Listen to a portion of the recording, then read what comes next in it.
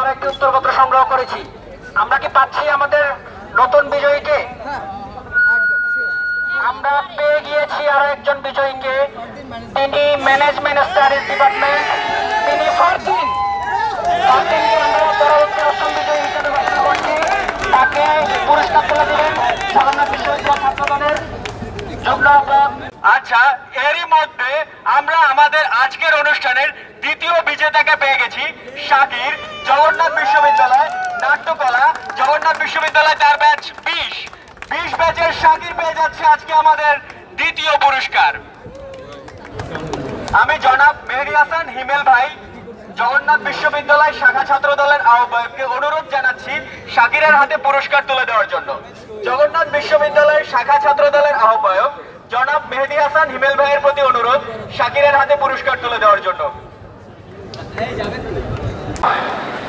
আজকে জগন্নাথ বিশ্ববিদ্যালয় ছাত্রদল থেকে ডেইলি কুইজ আয়োজন করা হয়েছে, যেটা আগামী 1 মাস পর্যন্ত থাকবে।